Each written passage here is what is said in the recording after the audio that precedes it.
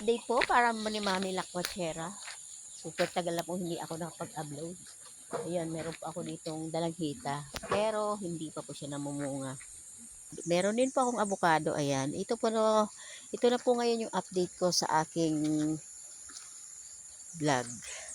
Napakatagal na po hindi ako napag-update. At ngayon lang, sorry lang po mga ka-idol. Ayan, meron po tayo ditong papaya. Napaka gusto po natin magtinola. Ayun naman po, meron naman po tayong manok. Siyempre.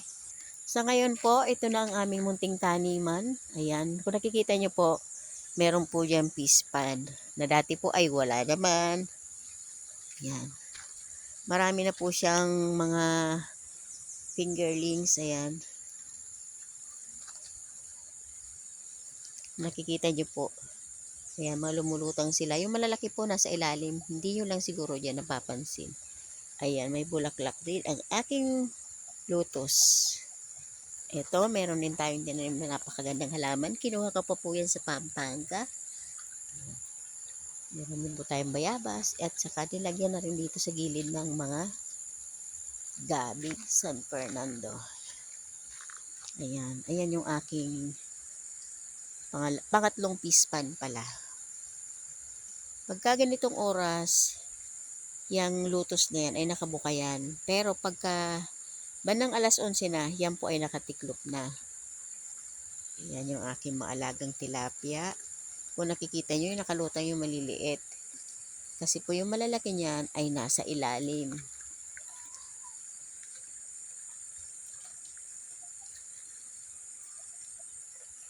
Andun po yung malalaki sa ilalim.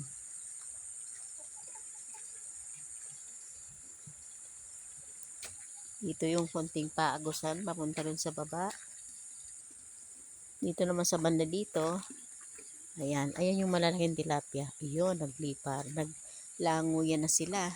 Kung saan na nakalagay yung hose, kung saan umaagos yung tubig, doon sila nag-iipon-ipon. Yung malalaki na yan, ayan, kung nakikita nyo siguro yan, o malabo lang kasi. Pero ayun sila, oh. Ayan ang aking mga alagang manok. Kakalat-kalat sila. Meron din po ako ditong meron po akong lansones. Ayan po. Na dati wala. Ayan. Nakikita niyo po yan sa paligid. May mga tanim na rin po akong dito meron rin avocado, bagong tanim. Dito kami nagbabalat ng inyog kapag kami ay nag-harvest. Ito, tingnan nyo. Kahoy lang ang aming ginagamit kapag nagbabalat ng inyog. Dito siya binabalatan. Ganyan. Pero di ako marunong yan. Meron na rin po kaming tanim ng mga dwarf na 50 piraso po na dwarf coconut. Sa banda po naman po rito, dito po nakatanim ang aking mga ibang kalamansi. Ayan. Yung iba, maliliit pa. At syempre, meron din tayong peanut butter tree. Meron din tayong papaya sa bandang likod ng aking kubo. Aking dwarf coconut. Ang aking kalamansi. Dito lang po sa party na to, dito naman po nakatanim ang aking mga kakao. Yan. Yan po ay nasa 300. Pero ang nabuhay po ay 250. Siyempre, meron din ako mga tanim na gabi. Aking rambutan Laguna, ayan. Mataas na siya pero wala pa rin bunga. Ay din po siya.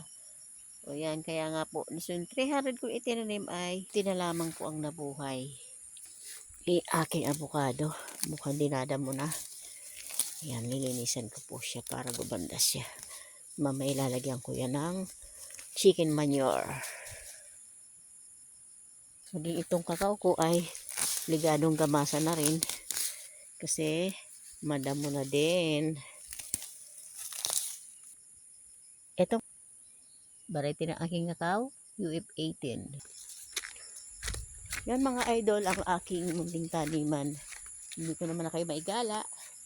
Kasi time na para magluto. Magluluto tayo ng langka. Ito ang ating gagataan. Ko rin pala sa inyo ang aking isang fish pad na pinaglagyan ko ng bagong fingerlings. Ayan. Mga bago pa lang yan. Maliliit pa sila masyado. Nakita niyo, gagalaw-galaw na yan. Yan yung mga fingerlings na nilagay ko dyan na 1,000 pieces. Puntahan naman natin ang isang aking maliit na fish pala. May nakalagay naman siyang orange na tilapia. Ayun. Nakikita niyo ba yan mga guys? Lumalangoy-langoy. Yan ko inilagay ang aking mga tilapia na kulay orange. Ating alagang baboy. Ayan, meron din tayong baboy. Dalawa nga lang kasi nabenta na po yung iba. So guys, yan muna ang ating pasilip para sa aming munting taniman. Paalam na muna guys sa susunod nating pasilip. Kung ano yon ay abangan.